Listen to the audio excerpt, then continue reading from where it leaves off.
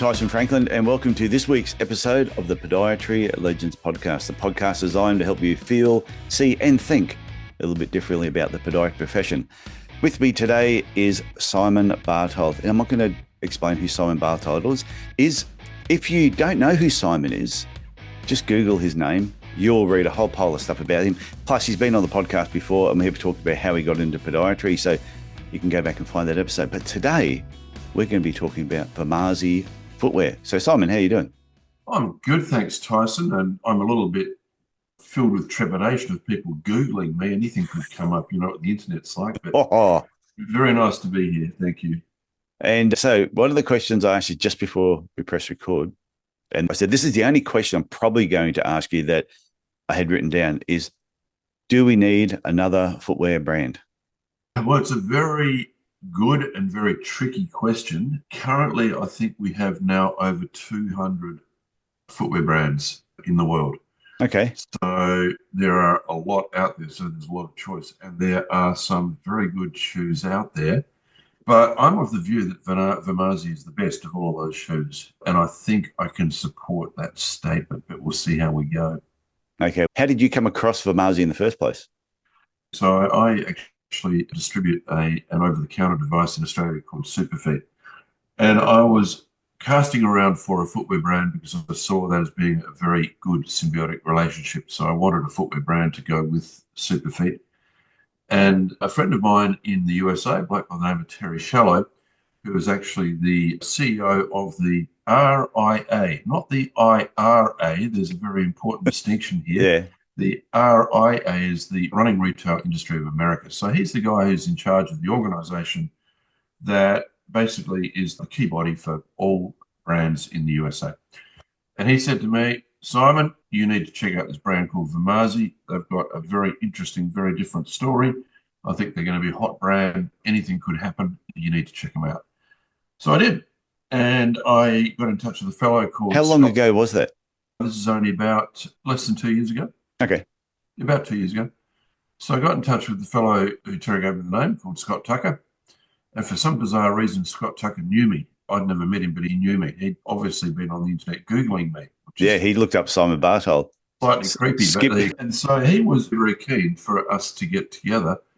And one thing led to another, and we went forward with that partnership. Now, Scott is a very interesting man. He is the creator and founder of VIMAZI running footwear, or not just running footwear. And he is not a biomechanist and he is not a podiatrist, but he is a physicist. And so when you talk to Scott, you have to be prepared for equations that are 3 meters long and that you have no ability to ever understand. But a very bright guy, and he has done some extraordinary things in putting together this brand based on the physics of running and being able to accurately measure exactly what the shoe's doing. And that's what really attracted me to this brand, that it was based on a vertical segmentation of not whether you pronate or supinate, which many people will know I've been campaigning against for many years. But he said it's simpler than that. It should be based on how fast you can run. So the shoe should vary depending on whether you're a plotter or whether you can run a marathon in under 2 hours, 30 minutes. And I've thought, bingo, that's my man and that's my brand, because that makes complete sense to me, that the shoe should be different depending on how fast you run, and it should vary as well depending on how involved you are in the sport. So if you take up running because you've been in front of a computer for 10 years and you've got a bit fat and you want to lose some weight, well, when you start running, hopefully you will lose some weight, you will get faster, you will develop better technique, and so the shoe you started with is no longer relevant. You need to think about where you're going. So you're moving down a continuum, or you're moving down a pathway. And that's what really appealed to me about VIMAZI, that they've actually recognized that and taken it on board, and that's the premise of the brand, basically. So was that his thinking, or was this something, because you said he's looked at this from a physics point of view instead of a biomechanical point of view. So was he thinking footwear? Was he thinking about something else and just materials, or was he actually thinking about footwear and why footwear should be different? Much more than that. This is of particular interest to the Podiatry Legends people who are listening. He was thinking about the stresses that occur in running and how you could reduce them. So his whole thing was, he's a very good runner himself. So he's a 2 hour 30 marathon. So he's a very good runner. He was thinking about what's the biggest issue for running. By far, the biggest issue in running is running-related injury. So just about everybody who's ever run at some point in time gets an injury. And he's thought, I'm going to apply a physics and mathematical approach to trying to understand how we could build footwear that we could measure would actually reduce stress on the running athlete. So for me, involved in podiatry and biomechanics for many years, I've gone, holy cow, this is really interesting, and I want to unpack that a lot more. What has happened now in the time I've been involved is there's been a lot more research on this, a lot of very hardcore mathematics and hardcore physics. We've also had a guy by the name of Trevor Pryor who's taken on the distributorship of VIMAZI in the UK. Many of you will know Trevor. He's a famous UK podiatrist. Google him if you don't know who he is. Yes. And he's hard to miss because he's 6'5", and but he's a very smart boy as well. And it's just been a real pleasure to have him on board because we've now got a three-way conversation going of people who've been embedded in the footwear industry for years and years. I should also mention that Scott has come from a footwear background. So he was working with Merrill, he was working with Scott, he was working with Pearl Izumi. So he was working with other brands before he decided to go out. Okay, so there was a footwear background. And plus, absolutely. Like you mentioned, he was also a runner. Did you say he does marathons at like 2.5 hours? 2:20. Yeah, he's a very good runner. So, he's now in his well into his 50s, and he is still running those sorts of times for a marathon. So he's what we would consider an elite masters distance athlete. But he does have a background in footwear. Trevor has a background in footwear. I have a background in footwear.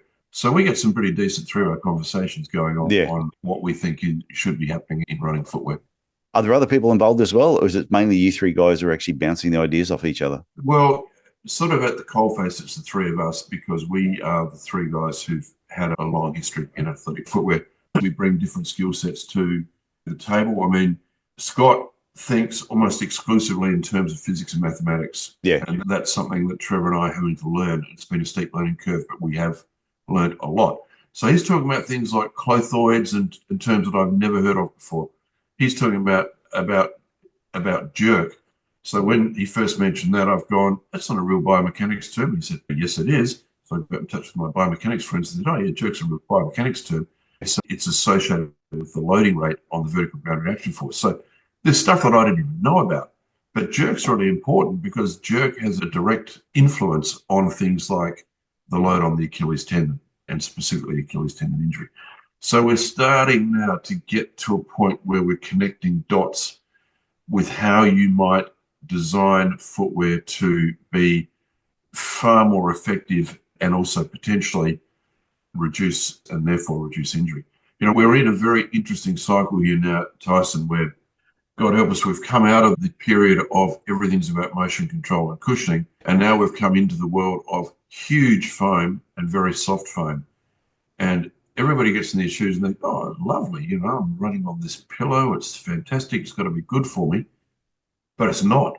It's just not good for you because when you're using those big foams and very soft foams, you have a major effect on the feedback loops, on the psychosocial feedback loops. You have a major effect on the way the joints work. So if you are on a 40 millimeter heel of a very soft foam, then you change the kinematics at the hip, knee, and ankle, and you also dampen the input signal so that you may be not as aware that you are overloading tissue in a certain manner. So there's a very big downside to these huge foams and the softer foams. And what VIMAZI has done that's really interesting is they are looking at trying to minimize stress by changing the ratio of hardness between the rear foot and the forefoot. So as you go up and down this vertical scale we've talked about, from a slower runner to a faster runner, you vary the ratio of hardness in the forefoot compared to the rear foot. So obviously, as you get faster, you get more up onto your forefoot. And as you get faster, you also need a more stable forefoot platform to propel from. So you need something that's firmer. Okay. And that is, we can show that. We can show that scientifically that is the case. And it also helps the transition from contact, wherever that may be. For most runners, it's in the rear foot, but it helps the transition from rear foot to forefoot when you're running. So it's just a very interesting idea, and it's a huge point of difference for VIMAZI over any other brand. I can only think of two other brands that have had a similarly significant point of difference in the 40-odd years I've been involved. One's a little brand called Hoka, the other's a brand called On Running. They're the only two other brands I can think of that can tell a story that is significantly and understandably different from all the other brands. And that's pretty exciting thing, actually. And what's stopping the other companies seeing this and going, oh, okay, we're just going to copy it and do the same thing? Is it because Scott Tucker is the physics and the mathematics behind what he's doing, which I assume he keeps a pretty well-kept secret on his findings, results, research? Yeah, well, Scott's job really, as the CEO and the founder, his job is to keep on refining the research, which he is doing. And Trevor and I both think his responsibility is to publish this, which he also will do. Yeah. Because he comes from a world of academia, so he's used to that. But words are worth nothing. You've got to actually establish fact, and that's what we're trying to do. So he, just go back a step, did he decide he always wanted to have his own shoe brand, which VIMAZI came about? Or, because if he had all this mathematical formulas he'd worked out, how come he didn't just go to an existing company and say, hey, this is what I found out, this is what you should be doing? You know, I think he had a passion to build his own brand. Okay. And I think also he if we look at Hoka, if you bought one share in Hoka in 2011, that share now would be worth one share for $1 in 2011, which you couldn't do. You weren't allowed to do that. That share would now be worth $100,000. One share. Nice investment. Yeah, so not a bad return on investment. Yeah. So I think what Scott has done is he said, I've got an idea, and that idea is not based on fantasy. It's based on many years of experience, not only in the industry, but as a runner and as somebody who understands physics. And so I see there's an opportunity. He's put it all on the line. He's all in financially, so he's put it all on the line to build this company. But I think he has seen the opportunity and he's grabbed it. And that's a credit to him. It's a very brave thing to do because it's not easy to do this from scratch. But he's done it the right way. He's got a very good factory, so it's a premium product. In Australia, this product sells for $275 per unit. Yeah. So it's competing right up there with things like the Kayano, the Brooks Glycerin. It's in that super premium level. But you can see the quality of the product. I mean, I can spot bush pig, as we call them, from 100 paces, but these are beautiful. There's no bleeding of colours. The fabrics are fantastic. The materials are very high quality. So he's gone about it the right way and he hasn't cut corners. And that's, again, one of the things I love about the brand. Yeah, I was going to say the whole quality control, because he's like the mad scientist who's putting the mathematical parts together and the physics of it all. Is he then got other people who are purely just looking after the manufacturing side to make sure they're doing what the vision that he actually has? Yeah, well, look, the way it works in the athletic footwear industry is if you get a good factory, then they literally are your partners. So they will work on your behalf. They've got developers who'll give you ideas. They'll talk to you about materials that nobody else has got, and they'll really help you. And so they are super important. If you get a bad factory, they're just there to knock out shoes and you've got no support network at all. So finding the right factory is really important, and they can make a huge difference to the finished product. I've known other people that have, not footwear, but other products where they've had factories and it's been a hit and miss with the products that they're coming through. So I just think for a new company, the consistency of that product is paramount. Yeah, I mean, I've had that experience personally where I've been involved with brands who've had a factory that is just there to take the money and knock out a shoe, however they can. But just imagine if you've got a factory and you've got developers and they come to you and say, well, we've just been to a trade show in China and we've seen this fantastic new material for the upper and we think you should be considering it. That's a big leg up if you've got somebody who's helping you in that regard. And so that's where it is really important to get the right people involved. Okay. And if you do that, yeah, then you don't need to necessarily have a huge network around you. And I actually really like working. Historically, I've worked with big companies like ASICS. I've done some work with Nike over the years. And these are big business, massive conglomerates. And it's actually quite hard to work with them. But when you've got a small, nimble, mobile group of people who are involved in product development, I always find that works a lot better because you can respond and react really quickly. And the footwear industry is very fluid. Some people would say, what does that mean? I'd say it might mean you're up shit creek without a paddle, but it might not mean that as well. But things change very quickly. So if you think about the changes that have occurred in the last 5 years or the last 10 years, go back to 2016 when the first super shoe, the Vaporfly 4%, came out, and look at where we are now. It's been probably the most vibrant and variable period in the history of athletic footwear in the modern era. So it's been changing, and there's been a lot of scrutiny and a lot of different things. We've been through a lot of different trends, starting with minimalism and going forward to super shoes, and there's a lot happening. But I think the good part with it too is you having that such a close relationship with the owner. If you do have a thought or idea, even if you and I were talking, if we were talking over a beer and we were tossing around an idea, you could quite easily just go and take that idea straight to him instead of having to go through 20 sets of people to get to someone who's actually going to make a decision. Yeah, well, that's exactly right. When I was in France working with Salomon, and I absolutely loved working with Salomon. It was professionally and personally the best experience I've ever had. But occasionally, because we did things in a very French way, which meant we'd have a meeting about product development, then we'd have a meeting about that meeting. And then quite often we'd have a meeting about that meeting. And you'd have 25 or 30 people in a room who all would have an opinion. And I'd just go there and say, what have I got myself into here? Yeah. I can't. But we got the job done, and we got it done in a timely manner. So that was one of the very interesting things about being involved with Salomon, who make fantastic, super high quality product. But yeah, that nimbleness of a small group of people and the idea to be able to fertilize, the concept that you can fertilize each other's ideas.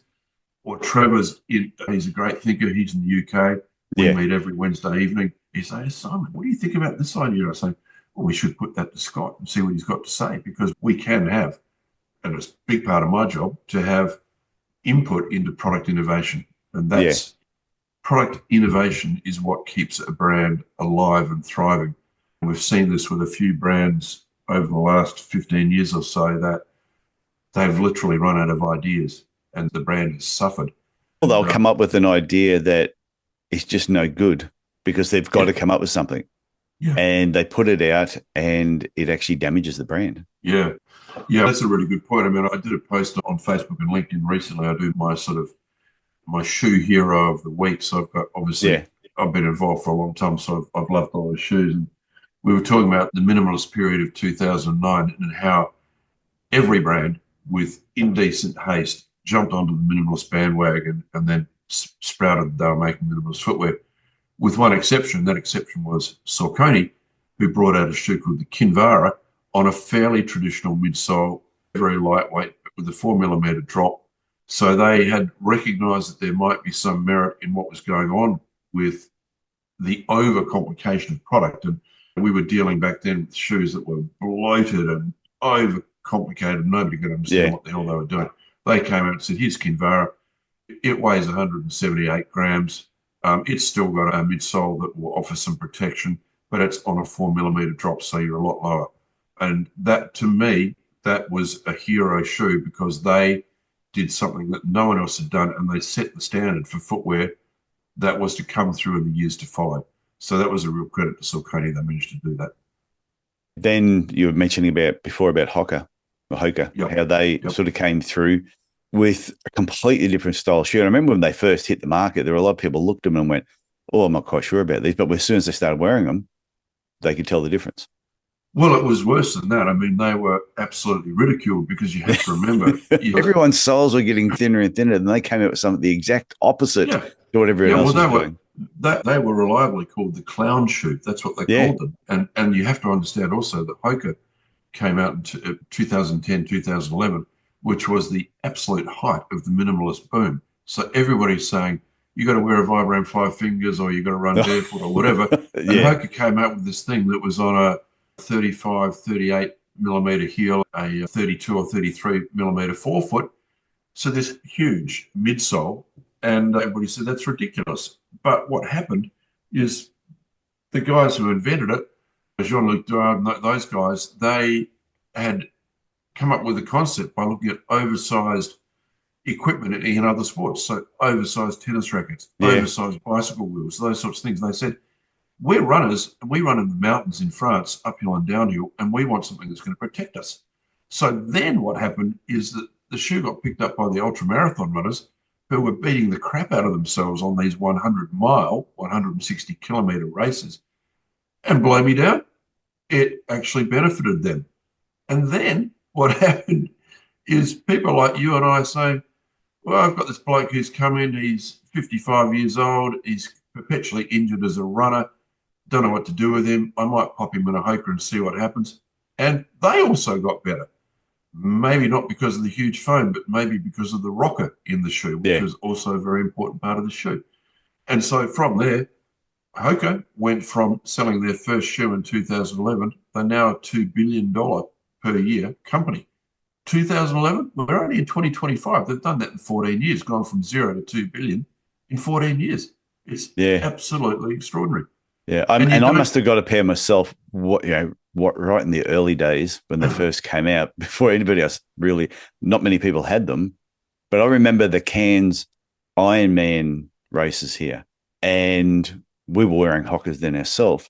I remember we were just watching the brands of shoes going past. We're keeping note of it. As the years went on, though, you saw more and more Hoka coming into the actual race until they became a very, very popular shoe. Yeah. Look, the interesting thing is everybody's got an opinion about footwear. And there's always a significant negative comment about shoes like Hoka and shoes like on running, as they should correctly be called. But the fact of the matter is the consumers aren't stupid. So if you're selling $2 billion worth of shoes, there's a lot of people who think they're great and who think they work. And I think I've seen no published data really on either of those brands, but the anecdotal evidence that those shoes do help people who maybe are right at the cusp of giving up running altogether, it does seem like they are providing something for those runners that no one else is providing. And that's important. And it kind of feeds back into some of the research we've been doing with VIMAZI, where we've actually developed a technique of being able to take a series of geometric measurements of a shoe and predict performance based on the scores that we get from that. So it's an actual calculation based on mathematics. Yeah. And we can see that shoes like Hoka score very, incidentally, VIMAZI scores very well. It really does. But shoes like Hoka also score quite well. And there are some other major brands that score really badly that might surprise people. So this is stuff you can't manipulate. This is actually taking real measurements from the shoes and then keying it into a table and then applying mathematical formula to it. It's very interesting stuff. But Hoka does well. VIMAZI does well. Some of the other shoes that people might routinely be involved with don't work very well at all. Yeah, well, I know when I was running, the only brand I could run in was Hoka. Is it Hoka or Hoka? It's two different pronunciations. So the original name was Hoka Ona. So it's actually a Maori name. So it comes from a Maori name. And the closest equivalent to it means something like running on clouds. Okay. Not a problem. I'm so used to calling it Hoka. But anyway. Well, you see, this is very interesting. If it was Hoka, it would have to have two Ks. It's a little bit like it's Lego, not Lego. If it was Lego, it must have two Gs. That's the way the English language works. So it's got to be Hoka because it's only got one K. If it had two Ks, it would be Hoka. Ah, damn it. Okay, you're probably right. I'm right. I know I'm right. I have this argument about Lego all the time. It's not bloody Lego, it's Lego. Legos is a type of tomato sauce, mate. Yeah, so everybody listening in this podcast did not realize this was going to be an English episode as well. This is how important this podcast is. It's just so educational on so many levels. What they're actually doing, Tyson, is just sitting back there and saying, geez, that Bartold carries a wanker, isn't he? Oh, geez, carries on. He has to be right all the time. Because we used to call him Hocker 1-1. 1-1, yeah. Yeah. No, it's definitely Hocker owner. Yeah, unless you're Australian. I've discussed this with unless you're Australian in Cairns and it's Hocker 1-1. There you go. Yeah, my great mate, Craig Taylor, who's a pod in New Zealand, and he's a great student of the Maori language, and he'll tell you it's Hocker owner. So anyway, regardless of how you like to pronounce it, Hoker or Hocker, depending which way, where you're from. It's Hoker, Tyson. Okay. Well, whichever way you want to pronounce it. What I was going to say is I was wearing that shoe because that was the only shoe I could put on that was comfortable. Then, not too long ago, you mentioned the VIMAZI and you said, hey, you should try these out. And I went, yeah, I'm not sure because Hoker or Hocker, however you like to pronounce it, is the only shoe I could wear at the time. So I obtained a pair and it is now the shoe that I wear. Yeah. And they're bloody comfortable. They are. And I think, and it's and you can only say it one way, VIMAZI. Exactly. Yeah. Makes my life easier. Yeah. I mean, I think people are probably going to take the blunt stick to me when I say this, but I believe that we are not too far away. It might be 6 months, it might be 6 years, I'm not too sure. But I think we're pretty close to be able to draw a direct line between the way those shoes are built and injury and be able to say, this shoe is the first shoe that we've ever been able to say with any degree of evidence-based actually prevents running-related injury. Now, that's a big statement because there are so many different types of running-related injury, but the thing we're focusing on right now is Achilles tendinopathy, and I don't think we're too far away to be able to say, well, actually, the shoe is protective of Achilles tendinopathy. And I've got pretty decent backing to be able to say that. So that's a thought bubble for people to have a think about, and I'm not claiming that right now at all. Yeah. But I don't think we're too far off that because we've got a lot of hard work in the background here of analysing it, which I really like to.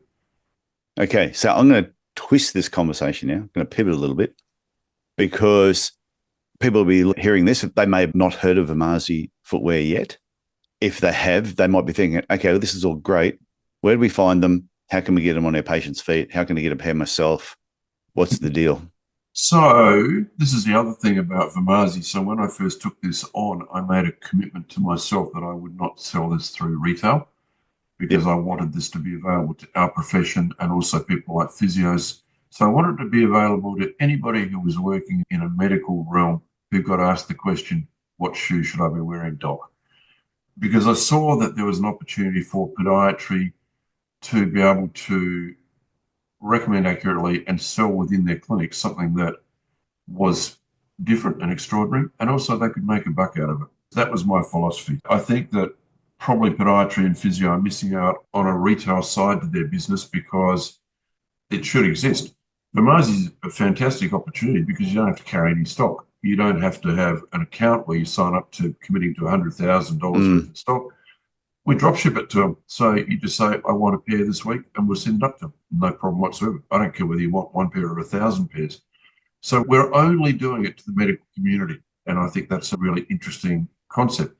Really quite easy to get. You can go to www.vimazi.au, a lovely website. Lots of interesting info on there, blogs and other stuff, a lot of information about VIMAZI, and you can order it online.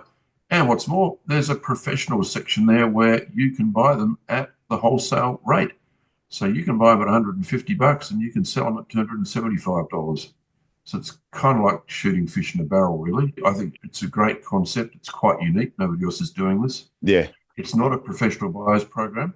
It is a professional wholesale business that anybody can be involved in.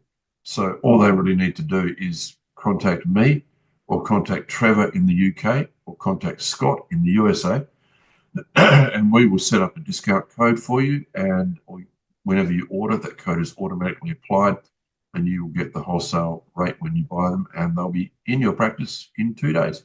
So that's the simple process. So if I was a podiatrist in my clinic and I have a patient, I know what shoe size they are. Yep. We can go onto the website, we can look at the shoes, look at how fast they're running, read a bit about the shoes, choose the shoe for them, go straight on there, order it straight away, and have it in your clinic 2 or 3 days later, depending probably where you are in Australia. Yes? But the man who's selling the product with the steak knife said there's more, Tyson. So actually yes. on the website, there's actually a thing called the shoe calculator. Now, I can hear the groans from here of people saying, not another bloody shoe calculator. This shoe calculator is actually different because guess what? It's based on mathematics. So what you can do is you can key in key components like sex, age, weight, distance run, how fast you are, cadence, all those things. Yeah.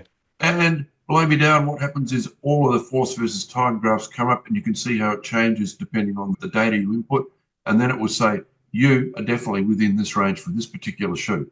So our shoes are called Z20 for very fast runners. Yep. All the way up to Z70 for old fat guys who still run like me. And me. So that's the variation. And on the box, it's got a little thing that says, if you can run a kilometer in this time zone, let's say 4 minutes 30 to 5 minutes 15, then this is the shoe for you.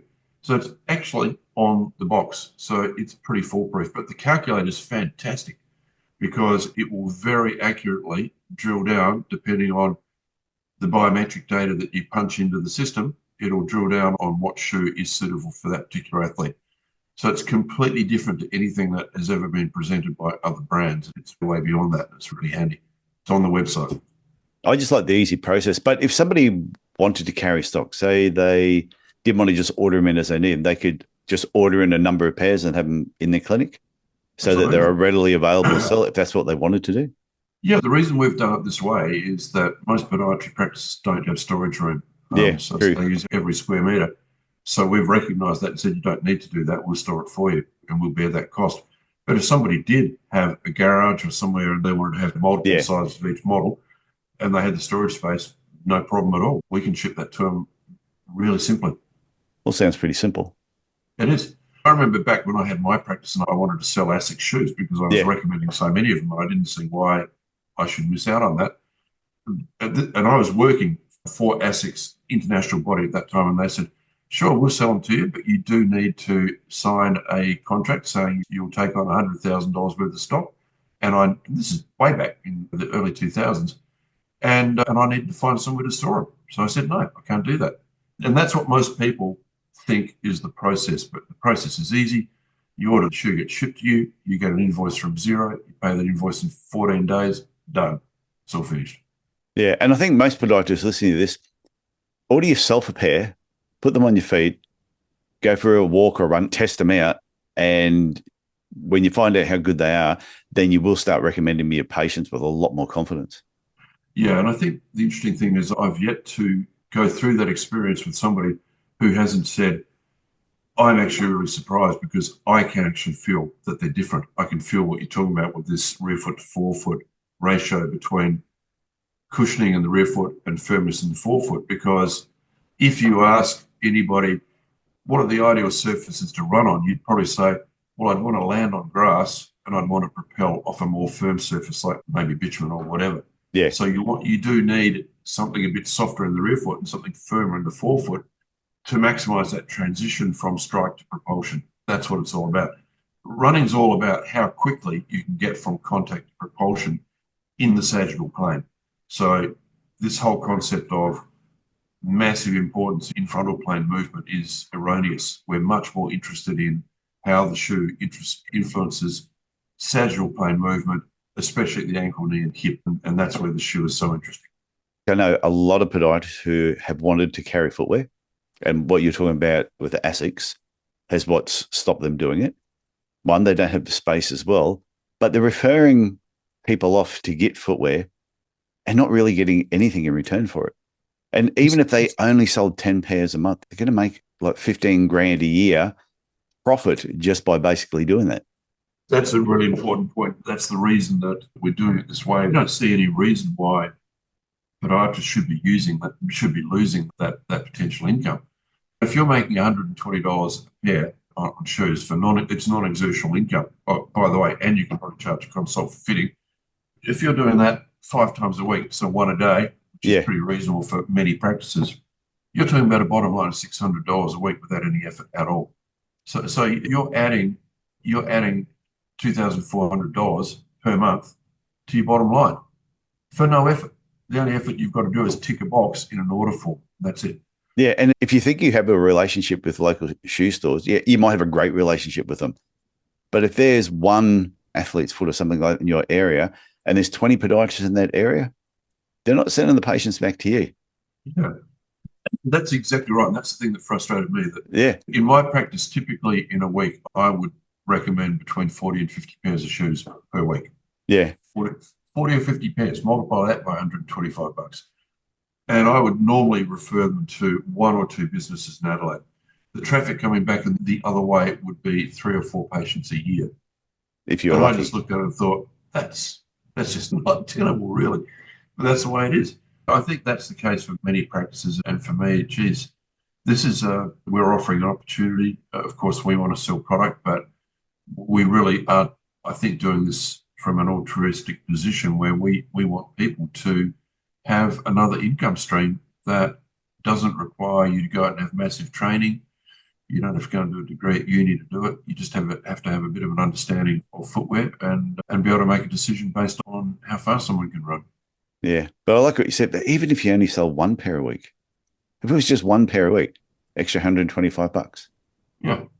I tell you, at the end of the year, that couple of few $1,000s that you make, I'd rather have it than not have it. Well, I look at the recent election and the things that are being offered on tax breaks, and the tax breaks are like $2,000 a year, and I'm thinking to myself, it's not a lot, really, is it? $2,000 a year with where we are right now.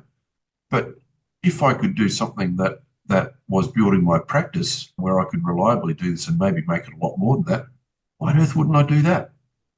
Yeah, I remember when I had my podiatry clinic and we decided we're going to start selling retail products. I remember the first year, sold a few products, and we looked at the profit. We made $900.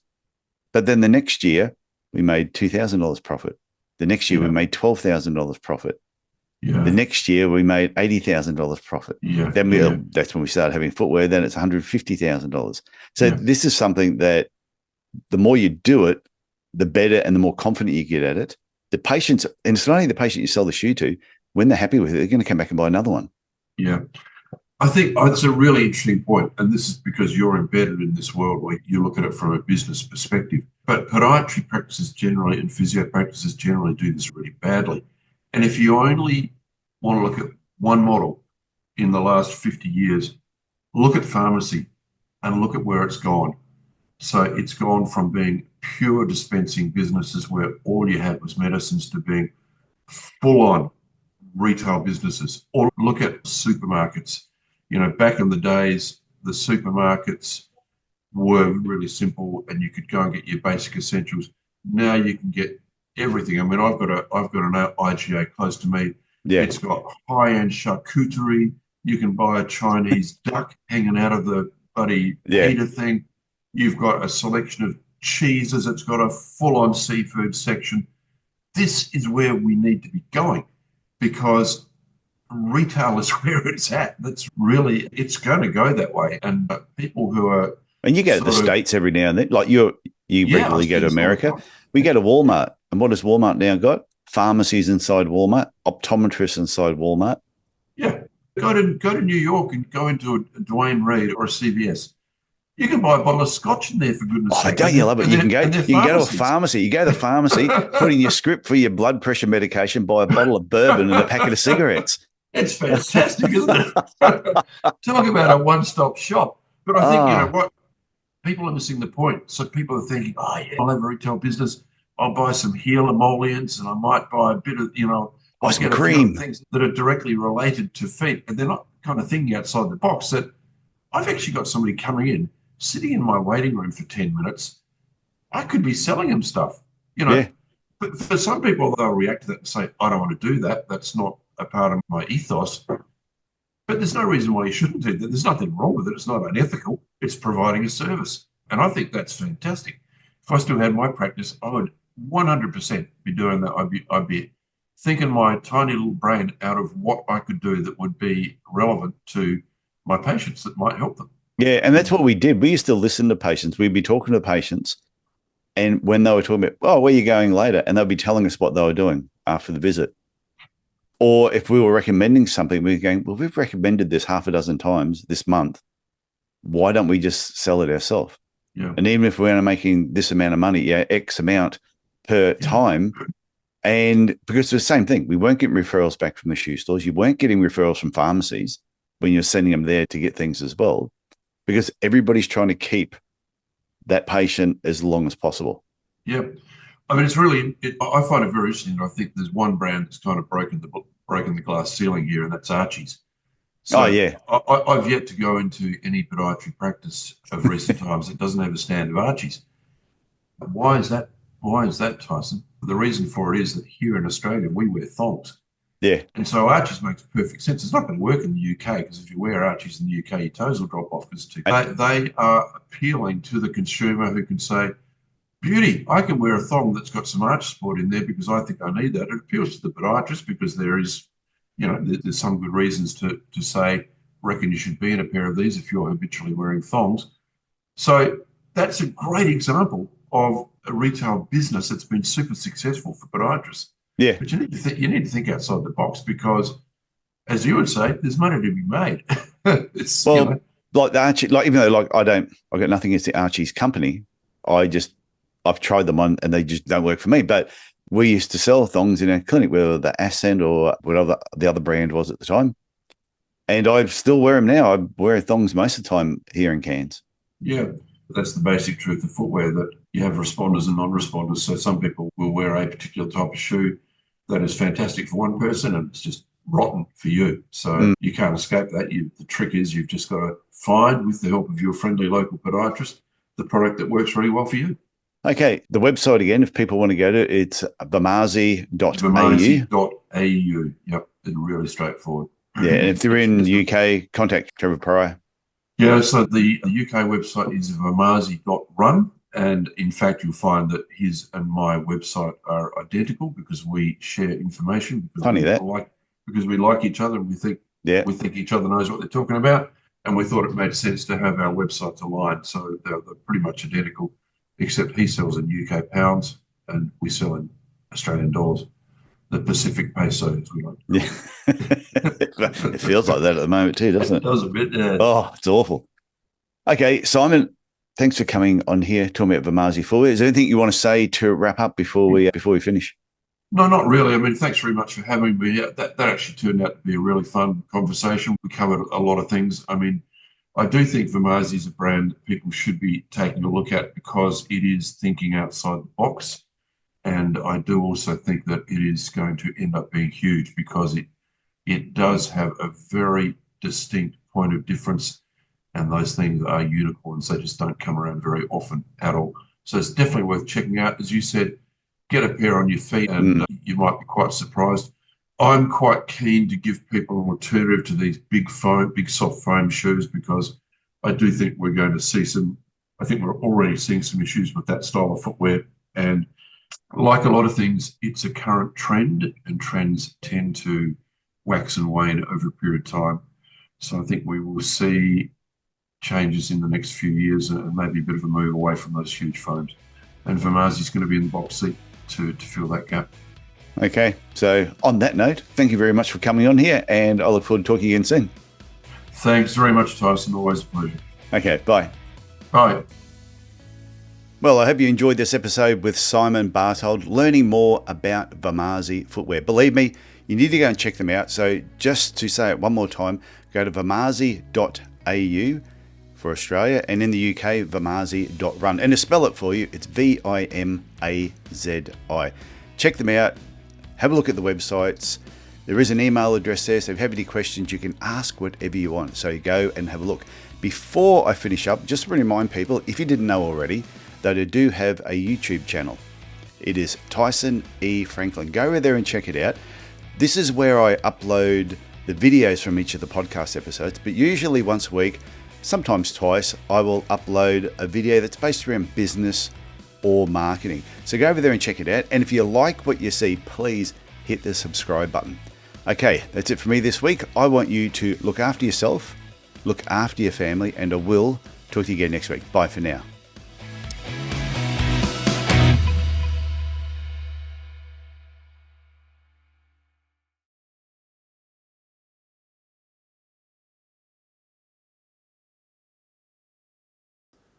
Okay, well, if you're still here, it means you are ready for this week's Easter egg. And now, this is the first time you've heard me use the term Easter egg, or this is the first time you've noticed a message at the end of a podcast episode.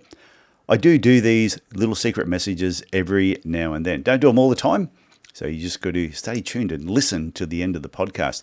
So today's message is about acting fast and thinking slow. And I think this fits in perfectly with today's episode, and where Simon was talking about introducing VIMAZI Footwear into your clinic. So the idea, acting fast, thinking slow.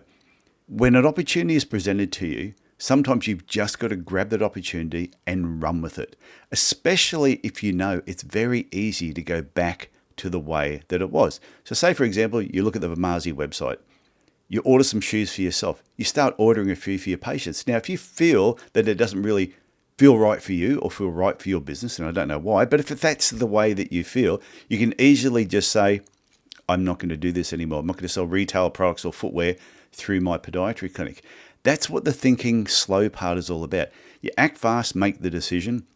You think slow, you consider all the options as you're actually doing it. Now, if you decide to actually act slow and think slow, you'll never get around to opportunities when they're presented to you because you'll wait too long to actually get some momentum going. It's a great concept when you act fast, think slow, when you know it's easy to go back to the way that it was and it doesn't cause any harm to your business in any way.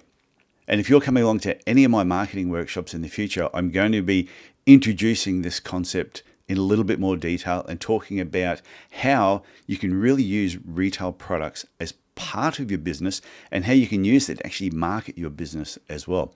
But anyway, that is it for me this week. Oh, if you want to learn anything about my marketing workshops, just go to my website, tysonfranklin.com, click on events, all the details are there.